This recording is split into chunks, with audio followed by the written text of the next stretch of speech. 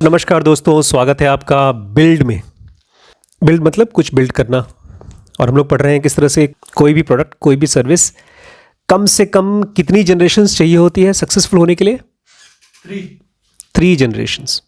ये जो 3 जनरेशन्स की बात हो रही है, ये क्यों बात कर रहे हैं हम लोग? क्यों हम बता रहे हैं कि जब आप कोई नया प्रोडक्ट बनाएंगे तो उसको 1 नहीं, 2 नहीं, 3 जनरेशन लगेंगे, उसको 1 साल नहीं, 2 साल नहीं, कम से कम 8 से 10 साल लगेंगे। ये क्यों बता रहे हैं?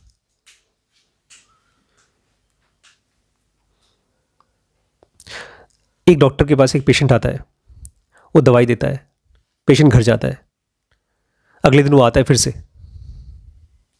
ठीक ही नहीं हुए। डॉक्टर को क्या बताना चाहिए उसे?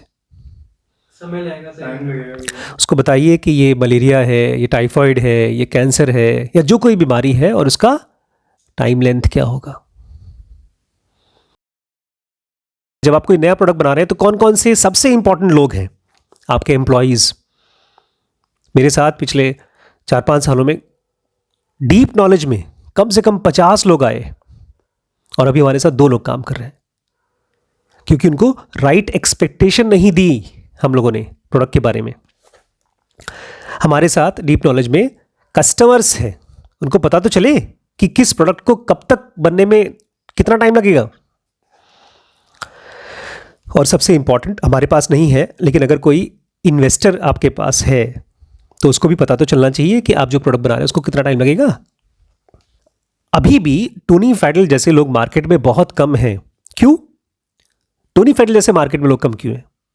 क्योंकि मार्केट में बहुत कम आईफोन जैसे प्रोडक्ट्स हैं। ये क्या डिफरेंट है आईफोन में बाकी प्रोडक्ट से, क्या डिफरेंट है? मैं फिर से आपको रिवाइज कराऊंगा। मैं इस बार जो गया था उदयपुर में हमने बड़े बड़े महल वहल देखे, लेक पे हमने बोट से बोटिंग की, अच्छे से होटल में रुके। सब जगह पर मुझे एक ही चीज़ दिखाई दे रहा था। एक तो वो खाने का होटल, नटराज होटल, उसने पिछले 60 सालों में अपने प्रोडक्ट को रिफाइन किया है। मुझे हर जगह दिखाई दे रहा था product market fit, product market fit. खाना एक पार्ट है। और पता है हम लोग को नटराज होटल के बारे में पता कैसे चला? Google review. और कितने रिव्यूज़ थे? 15,000। 15,000 से भी ज़्यादा रिव्यूज़ थे। अच्छा, इसके अलावा सबसे मुश्किल चीज़ होती है, मैं आज आपको बताना चाहता हूँ। एक बंदे ने मुझे फ़ोन पे बताया था, अच्छे एम्प्लॉयज़, राइट एम्प्लॉयज़ मिलना लॉटरी लगने जैसा है। तो टोनी फैडल जैसा आदमी इसलिए कम है बिकॉज मार्केट में बहुत सक्सेसफुल प्रोडक्ट के साथ, पूरी लाइफ साइकिल के साथ कितने लोग, जब मार्केट में प्रोडक्ट ही कम है इतने सक्सेसफुल, तो लोग कहां होंगे? ज्यादातर लोग अभी जैसे आप हैं, एसएपी में हैं, आप अपने आप को किस प्रोडक्ट के साथ बोल सकते हैं कि मैं one of the best product पे काम कर रहा हूं जो बहुत सक्सेसफुल होगा? और यहां पर मैं आपको याद दिला दूं, टोनी फैडल ने इस आईफोन के ऊपर काम किया था पिछली वाली कंपनी में। कौन सी कंपनी में? जनरल मैजिक में।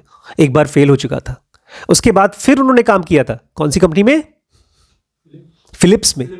फिलिप्स का क्या यूज किया आप लोगों ने? Press, tubelights. लेकिन फिलिप्स के साथ टोनी फैडल काम करते हुए भी आईफोन नहीं बना वहां पर। बोलते हैं जब मैं फिलिप्स में था, मैंने देखा ढेर सारी नई नई प्रोडक्ट कैटेगरी समझते हैं? ऐसे WBX एक कैटेगरी है, ऐसे ही आईफोन एक कैटेगरी है। ढेर सारी प्रोडक्ट कैटेगरीज और ढेर सारे नए नए बिजनेसेस क्या होते थे? Their slate gets cancelled. उनका पूरा का पूरा स्लेट ही कैंसिल कर देते थे, नहीं चलेगा प्रोडक्ट को, बंद करो बनाना। और बहुत से ऐसे प्रोडक्ट्स हैं जो रेडी थे और शिप कर सकते थे, कस्टमर के पास पहुंच सकते थे, वो यूज कर सकता था, कैंसिल। Built, tested, done. क्या होता था फिलिप्स में? लोग बनाते थे, उसको टेस्ट करते थे, उसके बाद नहीं बेचेंगे, डन। वो शुरू में पैदा होते ही वो खत्म हो जाते थे, क्योंकि टॉप ब्रास, बिजनेस में टॉप ब्रास पता है किसको बोलते हैं? सबसे ऊपर के लोग। जो ऊपर के लोग थे, अगर उनको डर लग रहा है यार ये प्रोडक्ट गया मार्केट में, घाटा हो गया, बदनामी होगी, छोड़ो ये मत डालो। जैसे जैसे आपका अपना नाम स्टेक पर होता है तो आप रिस्क लेना कम कर देते हो। बोलता है कोई भी फिलिप्स में कोई भी नया एग्जीक्यूटिव आता था ऊपर के लेवल पे, वो जब प्रोडक्ट लॉन्च हो जाएगा, बन जाएगा और जाएगा बिकने के लिए, तो उसको एक चीज़ चाहिए होती थी जो बिजनेस में आप कभी नहीं दे सकते। क्या चीज़? खासतौर से नए प्रोडक्ट के साथ तो कभी नहीं दे सकते, क्या चीज़? They wanted near guarantee. आप नए प्रोडक्ट के साथ गारंटी तो छोड़ दीजिए, नियर गारंटी भी नहीं दे सकते, लेकिन उनको चाहिए था। तुम लोग बना रहे हो नया प्रोडक्ट, बेच रहे हो, प्रॉफिट होगा ना, गारंटी दो ना। वो लोग चाहते थे। अभी अमन, मैं चाहूँगा यार इस सीरीज़ के साथ आप रहिए, बिकॉज आप प्रोडक्ट बना रहे हैं इस समय, मैं भी बना रहा हूँ। आप तीनों भी अब धीमे धीमे प्रोडक्ट के साथ इन्वॉल्व होंगे। आप लिमिटलेस के साथ या जो भी प्रोडक्ट के साथ इन्वॉल्व होइएगा। आगे आएगा कि कैसे आप राइट प्रोडक्ट चूज़ करें मार्केट में। जैसे आईफोन बनाया इसने, तो कुछ तो सोच समझ कर चूज़ किया होगा। इसके बाद इसने दूसरी कंपनी बनाई थी, कौन सी? नेस्ट। वो भी सुपर सक्सेसफुल कंपनी है। नेस्ट गूगल ने खरीदा, कितने पैसे में? सम $3+ बिलियन में। तो कैसे चूज़ किया उसने, वो भी पढ़ेंगे। और उसके लिए इसने क्या यूज़ किया? Data versus opinion. डिसीजन लिया कैसे? Data versus opinion. Scale up में पढ़ा था, लेकिन यहां पर इसका पर्सपेक्टिव एकदम अलग है। शुरू में जो स्टीव जॉब्स, अभी आप देखेंगे, स्टीव जॉब्स जब किसी नए प्रोडक्ट को लॉन्च करता था तो जानता था और बोलता था कि ये अभी इसके बारे में डाटा हमारे पास नहीं है, और ये जो डिसीजन है हमारा ओपिनियन ड्रिवन है। क्या होता है डाटा ड्रिवन डिसीजन और ओपिनियन ड्रिवन डिसीजन में क्या डिफरेंस है? ओपिनियन ड्रिवन मतलब हम लोग अपने बायसेस से चीजें निकाल के अपना थॉट शेयर करते हैं, और ये ओपिनियन ड्रिवन है कि अरे ये वाला धंधा करो, ये चलेगा पक्का है, ये हमने बिना डाटा देखे बताया। अब डाटा ड्रिवन मतलब होता है कि हमने एनालिटिक्स देखा है। अब जैसे किसी चैनल के बारे में, अब अगर हम लोग कोई भी ऐसा चैनल खोल, राइट। ये चैनल खोलिए, तो क्या चीज़ सही है, डाटा ड्रिवन लेना चाहिए कि ओपिनियन ड्रिवन? Data driven. क्योंकि लेकिन कब डाटा ड्रिवन नहीं ले सकते हम? सही कहा आपने, डाटा ड्रिवन हमेशा लेना चाहिए डिसीजंस, लेकिन किस कंडीशन में आप डाटा ड्रिवन ले ही नहीं सकते डिसीजन? ओपिनियन ड्रिवन ही लेना पड़ेगा जब डाटा ही नहीं है। जब नया प्रोडक्ट आपने बनाया, लॉन्च कर दिया, आपके पास कहाँ कोई डाटा है, तो आप ओपिनियन ड्रिवन कैसे लेंगे? और अगर लेंगे तो आपको पता होना चाहिए ना। स्टीव जॉब्स हमेशा ये सोच समझ के लेता था। हमने 2 चीज़ें पढ़ी थी इसी बिल्ड में, एक तो यूनिट इकोनॉमिक्स और बिजनेस इकोनॉमिक्स। आपको तीनों जनरेशन्स का नाम याद है? 3 जनरेशन्स जो प्रोडक्ट की बनती हैं, उसमें से सबसे पहली जनरेशन का नाम क्या था? Not remotely profitable. सबसे पहला जनरेशन क्या था? मतलब ये बना तो लो, लेकिन इसमें क्या नहीं होगा? प्रॉफिट नहीं होगा। और ये जो बड़े बड़े फिलिप्स के मैनेजर्स और एग्जीक्यूटिव्स थे, वो क्या चाहते थे? गारंटी करो प्रॉफिट। उनको ये पता ही नहीं कि प्रॉफिट नहीं होता। और दूसरा, मेकिंग यूनिट इकोनॉमिक्स और ग्रॉस मार्जिन। दूसरा जब वर्जन जाता था तब आप क्या बनाते हैं? यूनिट इकोनॉमिक्स या ग्रॉस मार्जिन, कि हर एक प्रोडक्ट पे हम कितना मार्जिन लेंगे। और तीसरा प्रोडक्ट का नाम क्या था? मेकिंग बिजनेस इकोनॉमिक्स और नेट मार्जिन। टोटल बिजनेस से हम कितना पैसा कमाएंगे, हमारा नेट मार्जिन। ग्रॉस मार्जिन और नेट मार्जिन में डिफरेंस क्या है? ग्रॉस मार्जिन सर, ये 50,000 का है। हर एक प्रोडक्ट को बनने में मोटे मोटे में कितना पैसा लगता है? लेट्स से 20,000 रुपये लगा, तो ग्रॉस मार्जिन कितना हो गया? 30,000। और नेट मार्जिन? नेट मार्जिन का मतलब यह है कि पूरे साल में मान लीजिए हमने 1 लाख प्रोडक्ट बेचा, इसके 1 लाख प्रोडक्ट बिक गए, सब खर्चा निकालने के बाद साल के एंड में कितना प्रॉफिट बचा? मतलब वो साल भर का सारे प्रोडक्ट का, सब कुछ का, वो नेट। तो यहां जो बड़े बड़े ऊपर के लोग थे, वो लोग बोलते थे हमको यूनिट इकोनॉमिक्स और ग्रॉस इकोनॉमिक्स पहले से बताओ। कैसे? आप उनको प्रोजेक्शन चाहिए था फ्यूचर का। आप क्या भी मांगते होंगे प्रोजेक्शंस, और ये चीज़ इम्पॉसिबल थी, ये तो पॉसिबल ही नहीं थी। ये एक तरह से ऐसा हो गया जैसे हमारे ऊपर के बॉसेस बोल रहे हैं ये बच्चा पैदा हो गया है, गारंटी करो कि ये बच्चा मैराथन में दौड़ेगा। अभी तक बच्चे को चलना नहीं आया है, गारंटी करो। जो किसी भी प्रोडक्ट पे काम कर रहा है, how can any person ask this? लेकिन लोग मांगते थे। इसीलिए आज भी फिलिप्स के पास आईफोन जैसा प्रोडक्ट नहीं, जबकि उनके पास इंजीनियर पहले काम करता था। इसीलिए ढेर सारे किक स्टार्टर जो शुरुआत के प्रोडक्ट्स होते हैं वो फेल हो जाते हैं। लोग ऐसे सोचते हैं कि अगर मैं प्रोडक्ट बनाता हूँ $50 का, $200 का बेचूंगा तो $150 का प्रॉफिट हो जाएगा। ऐसे सिस्टम 1 से सोचते हैं, लेकिन बिजनेसेस या कंपनीज ऐसे नहीं चलती हैं। वो जो आपने $200 का कोई सामान बेचा, 50 का बनाया था, जो $150 आपके पास इकट्ठे बचे, वो उस कुर्सी पे चले जाते हैं जिस कुर्सी पे हमारे भाई साहब बैठते हैं ऊपर, या जो लैपटॉप हमारे भाई साहब यूज करते हैं। Office chair, employees insurance, customer support calls और इंस्टाग्राम एड्स, हर जगह पर पैसा लगता है। इसलिए धीरे धीरे आपको बिजनेस को क्या करना पड़ेगा? ऑप्टिमाइज। ये क्या वर्ड है, फिर से बोलेंगे एक बार? ये क्या होता है? ऑप्टिमाइज क्या होता है? ऑप्टिमाइज इसको ऐसे समझिए जैसे कि आपको मैंने पैसे दिए, अभी आप लोग पैसे मांगते हैं, पापा 10 रुपये चाहिए, मुझे चिप्स खरीदना है या मुझे फीस भरनी है, ये तो काम का पैसा मांगते हैं। मान लीजिए आप मुझसे बोलते हैं कि मुझे 1 लाख रुपए चाहिए, नया बिजनेस चालू करना है, और आप बिजनेस चालू कर देते हैं। फिर अचानक से आपको समझ में आता है कि नहीं, खर्चा तो बहुत ज़्यादा है, इसमें 10 लाख रुपए का खर्चा है। जैसे हुआ था, चाचा ने जो झूसी की ज़मीन ली थी, उसमें यही पापा से बोला कि ये 14 लाख की ज़मीन है, उन्होंने कहा 4 लाख मैं लगा दूंगा और 10 लाख रुपए लोन ले लेंगे बैंक से, बस ज़मीन दिलवा दीजिए, उसके बाद बिजनेस करेंगे। देखिए, ये ठीक ऐसे ही ज़्यादातर स्टार्टअप्स के लोग बात करते हैं। और पापा ने कहा ठीक है, पापा ने उनको कहा ठीक है 4 लाख मैं दे रहा हूँ। अब ज़मीन का बयाना दे दिया गया। उसके बाद वो कुछ दिन बाद आए, बोलते बैंक लोन नहीं दे रहा है, कुछ वजह है जो पहले नहीं खोजा था उन्होंने। अब 10 लाख नहीं देंगे तो 4 लाख भी गया, तो 10 लाख रुपए फिर पापा से लिया और वो ज़मीन खरीद करके रख दी गई। अभी तक उस पर कोई बिजनेस चालू नहीं हुआ, और वो ज़मीन आज कम से कम 1 करोड़ 2 करोड़ की है। मम्मी आज भी रोती रहती हैं, अगर वो ज़मीन मैंने खुद खरीद ली होती तो कम से कम मेरे पास 1 करोड़ की ज़मीन तो होती। तो जब आप ग्रॉसली कोई चीज़ में पैसा लगा रहे हैं, ग्रॉसली मतलब पूरे बिजनेस में, तो आपको बिजनेस को ऑप्टिमाइज करना पड़ेगा कि ये बिजनेस अगर मैं रन करूंगा तो प्रॉफिट होगा कि नहीं होगा। ऑप्टिमाइज मतलब सारी कुछ चीज़ों को देखकर समझकर तब डिसाइड करना। हम लोग सोचते हैं खाली प्रोडक्ट, हम अच्छा सा प्रोडक्ट बना लें, लेकिन उस प्रोडक्ट के साथ एम्प्लॉयज़ भी है ना, एम्प्लॉयज़ का खर्चा भी है, एम्प्लॉयज़ का जैसे मैं कहा ना इंश्योरेंस भी है, हेल्थ इंश्योरेंस है। जो अच्छे लोग आपके साथ काम नहीं करेंगे। अरे मैं गया था इस बार 2 होटलों में रुका। एक होटल में तो छोटा सा था, कमरा भी छोटा सा था, सफाई थी खूब, बट उसके एम्प्लॉयज़ को किसी को भी इंग्लिश नहीं आती थी। और वहीं जो बड़े वाले होटल में रुके थे, सारे एम्प्लॉयज़ को इंग्लिश आती थी और आप सबसे बहुत अच्छी इंग्लिश आती थी। ट्राइडेंट भी था और भी जो होटल में रुके थे। और इतना ग्रॉस डिफरेंस था, वो इसीलिए बिकॉज वो बिजनेस ज़्यादा ऑप्टिमाइज था। तो आप कोई प्रोडक्ट बना लेंगे लेकिन आपका बिजनेस नहीं बिल्ड होगा, क्योंकि आपका बिजनेस क्या नहीं है, ऑप्टिमाइज्ड नहीं है। आप समझ पा रहे हैं ऑप्टिमाइज मतलब? ऐसा ही होता है आजकल की बड़ी बड़ी जायंट टेक्स में। जैसे आजकल की बड़ी बड़ी कंपनीज है, गूगल है और फेसबुक है और ट्विटर है, और एक कंपनी है पिंटरेस्ट जानते हैं आप? Pinterest। क्या करती है पिंटरेस्ट? लोग अपने इमेजेस डालते हैं, हम लोग उसको गूगल की तरह ही है लेकिन वो सिर्फ इमेजेस। जब गूगल बना था, शुरू के बहुत समय तक के लिए दूर दूर तक प्रॉफिटेबल नहीं था। First stage, not remotely profitable. जब उन्होंने एडवर्ड्स खोजा तब जाकर के उनका प्रॉफिट आना शुरू हुआ। मुझे याद है 1994 में मैंने गूगल यूज़ करना शुरू कर दिया था, बहुत अच्छा था, लेकिन उनके पास पैसा नहीं था, प्रॉफिट नहीं कमा रहे थे वो लोग। जब एडवर्ड आया, फेसबुक ने कहा नहीं, हम एक फेसबुक बनाएंगे, लोग हमको देखेंगे, ढेर सारे लोग डाउनलोड करेंगे और अपना अकाउंट बनाएंगे, और बिजनेस मॉडल कैसे होगा वो बाद में सोच लेंगे। आजकल हमारे बेटे भी ऐसे सोचते हैं, दोनों बच्चे लोग।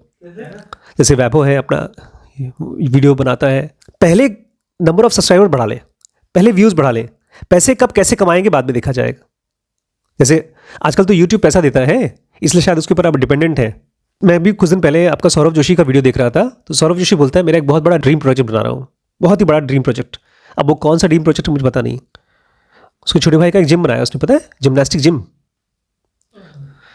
साहिल ने बहुत अच्छा जिमनास्टिक जिम बनाया है, उसमें प्रॉपरली उसमें बिजनेस है उसका। हाँ, और ऐसे ही कोई बड़ा सा बिजनेस ये भी क्रिएट करने की कोशिश कर रहा है। ज़्यादातर सक्सेसफुल हॉलीवुड के बॉलीवुड एक्टर्स वो अपना बिजनेस बनाते हैं, क्योंकि उनको पता है फिल्म इंडस्ट्री में कब तक रहेंगे पता नहीं है। तो आपको फेसबुक की तरह नहीं होना है कि पहले हम आईबॉल्स ले लें, पहले हमको व्यूज़ मिल जाए, उसके बाद में बिजनेस मॉडल बाद में डिसाइड करेंगे।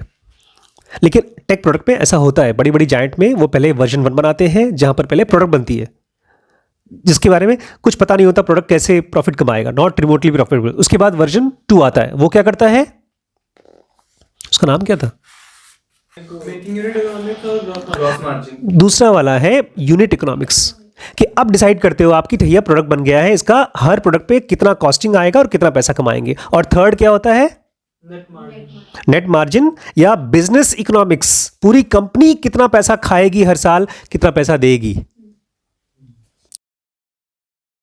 और अब टोनी हमको नेस्ट के बारे में बता रहे हैं। नेस्ट का थर्मोस्टेट देखा है, उसकी शक्ल देखिए एक बार श्रीश। नेस्ट थर्मोस्टेट का देख लो वीडियो। एक बर्फीला।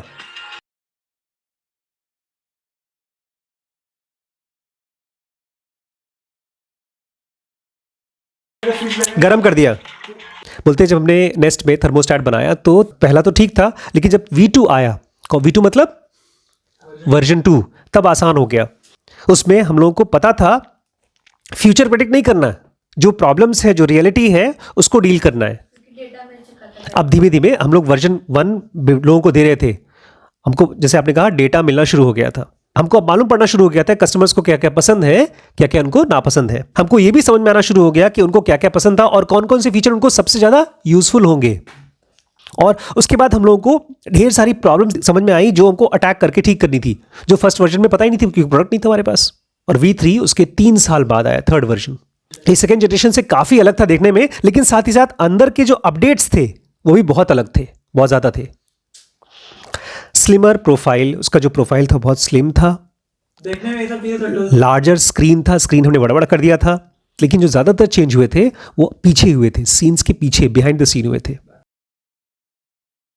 और ये वो टाइम था जब हमने, ध्यान से सुनिएगा, अपने चैनल पार्टनर्स के साथ लॉकिंग किया। ये क्या होता है?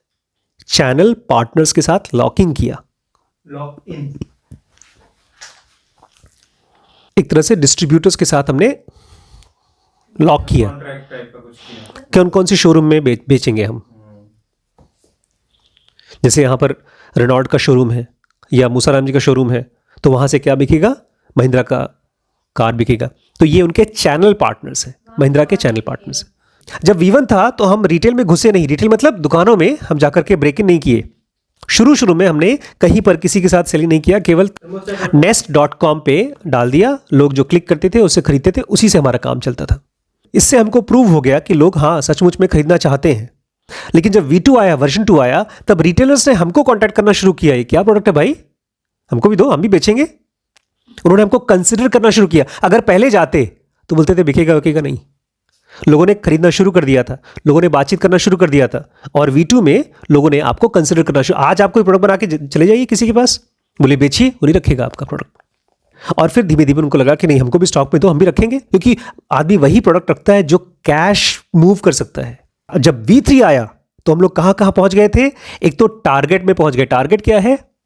रिटेल स्टोर चेन है, बहुत बड़ी रिटेल की चेन है। बेस्ट बाय में पहुंच गए, बेस्ट बाय भी ऐसी बहुत बड़ी सी चेन है। होम डेपो में पहुंचे। और लॉवीज, LOWES, ये भी ऐसी कोई बड़ी चेन है। और last but not the least Walmart और कॉस्टको, इन सभी चेन्स में पहुंच गए थे। और ऐसा नहीं है जैसा पहले हुआ था फिलिप्स में उनके साथ। अभी मैं बताऊंगा आपको। पहले जब इन्होंने आईफोन बनाया था शुरू में फिलिप्स के लिए, आईफोन नाम नहीं था, कुछ और नाम था, तो उनका किसी कोने में शेल्फ में पड़ा था, बिका ही नहीं। कैलकुलेटर वाले शेल्फ में लगा दिया। हाँ, तो हमने जब ये बेचा तो किसी और छोटे मोटे शेल्फ में नहीं, हमने वहाँ पर एक अलग से सेक्शन बनाया। हमने कहा यहाँ पर बाकी प्रोडक्ट के साथ, बिकॉज ये कनेक्ट होता है AC से, हीटर से, बाकी सब चीज़ों से कनेक्ट होकर के दिखाओ, डेमो दिखाओ। और वो चीज़ हमने खाली नेस्ट बेचने के लिए नहीं किया, हम पूरा का पूरा होम इकोसिस्टम बेचने वाले हैं। अभी तो खाली नेस्ट बेच रहे हैं, थर्मोस्टेट, उसके बाद AC भी हमारा ही होगा, बल्ब भी हमारा ही होगा। और फिर एक और चीज़ हुई, जब हमारे पास 1 या 2 या 3 या 4 लोग आना शुरू कर दिए तो हमको अच्छे अच्छे डील्स भी मिले। जब आपके पास एक ही बंदा है, वो बोलता है कि हम बेचेंगे तो बेचेंगे, नहीं तो नहीं बेचेंगे, तो आप उन्हीं की शर्तों पे काम करना पड़ेगा। लेकिन आपके पास 4 वेंडर हैं, चारों आपके पास लाइन लगा के खड़े हैं, तो बोलोगे भाई वो ज़्यादा पैसे दे रहा, तुम बढ़ाओ तब दे। तो डील्स भी बेटर मिलना शुरू हो गए। और उसके बाद धीरे धीरे हमने क्या इम्प्रूव किया अपना, पीछे से कस्टमर सपोर्ट। सबसे बड़ा कॉस्ट कस्टमर में प्राइस पर कॉल होता है। ये क्या होता है प्राइस पर कॉल? अमेजोन में फ़ोन किया, हमारा प्रोडक्ट वापस करो, ख़राब है ये, हमारा सामान पहुंचा अभी तक, तो वहाँ पर कोई आंसर देता है? उसको पैसा मिलता है, शेयर सारे को। उसको सैलरी मिलती है कि नहीं मिलती? तो हर एक कॉल जो आप करते हैं उनको खर्चा होता है, उसको बोलते हैं प्राइस पर कॉल। शुरू में बहुत ज़्यादा होता है, क्योंकि एक बंदा है वहाँ पर 100 कॉल ले रहा है, तो हर कॉल के लिए उसको सैलरी तो दी जा रही महीने महीने की, और 100 कॉल एक आदमी ले नहीं सकता। 100 कॉल के लिए कम से कम 10 लोग होंगे, तो 10 लोगों की सैलरी, तो प्राइस पर कॉल बढ़ गया। और धीरे धीरे हमने अपने नॉलेज बेस को, हर कॉल से हम अपने नॉलेज बेस को और फिक्स कर रहे थे और अच्छा और ज़्यादा बढ़ा रहे थे। और इन सब ने हमको हेल्प किया नेक्स्ट प्रोडक्ट में। इनका जो नेक्स्ट प्रोडक्ट है वो है nest protect smoke carbon monoxide का अलार्म। CO कार्बन मोनोऑक्साइड जानते हैं, बहुत से लोगों की डेथ होती है, बहुत से लोगों की। अंदर गैस चलता रहता है कार में या बाथरूम में, और कार्बन मोनोऑक्साइड ऐसा आता है कि धीमे धीमे आप सो जाते हैं, आपको नींद आ जाती है, सांस नहीं फूलती और नींद में आप मर जाते हैं। तो इन्होंने अपना जो नेक्स्ट प्रोडक्ट है उसके लिए एक रास्ता तैयार कर दिया जो कार्बन मोनोऑक्साइड का अलार्म बनाएगा। इसलिए जो कुछ भी हमने पूरा एक इकोसिस्टम बनाया है उसकी वजह से हमको अगला स्टेप में आसानी हो जाएगी नेक्स्ट प्रोडक्ट में। लेकिन अगर आप एक नए प्रोडक्ट पे काम करें, देखिए मेरी मिस्टेक, देखिए कितनी बड़ी मिस्टेक मैंने की। मेरे पास कितने कोर्सेज हैं, गिनती नहीं है, WBX, BDM, लिमिटलेस, पता नहीं कौन कौन से। बोल रहे हैं अगर आप बड़ी कंपनी भी है और एक नया प्रोडक्ट बना रहे हैं तो आपको सबसे सब कुछ शुरुआत से करना पड़ेगा। ये आप भूल जाते हैं, लोगों को लगता है एक प्रोडक्ट तो चल रहा है दूसरा भी बनाओ। और बहुत बार तो ये कह रहे हैं टोनी कि जब सेकेंड टाइम आप कुछ बनाओगे तो और ज़्यादा मुश्किल होगा, क्योंकि आप जब नया प्रोडक्ट बनाते हो तो आपने जो इंफ्रास्ट्रक्चर बनाया है वो तो नए पुराने वाले प्रोडक्ट के लिए बनाया है, वो यहाँ पर यूज़ कभी कभी नहीं होता। इसलिए जब आप नया प्रोडक्ट बनाएंगे तो ये मत सोचिएगा कि ये बार तो जल्दी हो जाएगा सर। तो इसमें करना क्या होता है, टोनी फेडल का लास्ट फॉर्मूला याद कर लीजिए, फॉर्मूला याद कर लीजिए, बोलिए मेरे साथ, यू मेक द प्रोडक्ट, बोलो, You make the product. Make the product. You fix the product, You fix the product. You build the business. You build the business. फिर से, you make the product, You make the product. You fix the product, You build the business. फिर से, You make The the product. product. You fix the product. You build the business. Last में किसके लिए, Every Every product. product. Every company, Every time. हर एक product के लिए, हर एक company के लिए और हर समय. हर बार के लिए। कभी भी ये बाईपास नहीं होगा। इसलिए 3 generations मिनिमम। तो are you on board with me? Yes. मैं बैंगलोर आ सकता हूं आपके साथ? क्या मेरे साथ आप जेनोगा के 3 generations पे काम करने को रेडी हैं? क्या है पहला जनरेशन बताओ? दोस्तों मैं बहुत जल्दी आपके पास आ रहा हूँ बैंगलोर में मिलने के लिए। ये व्हाट्सएप का नंबर है, इस पर आप कांटेक्ट करके मुझसे बात कर सकते हैं और हम लोग लाइव सेशन में कनेक्ट करेंगे बहुत जल्दी। थैंक यू, गुड नाइट, नमस्कार।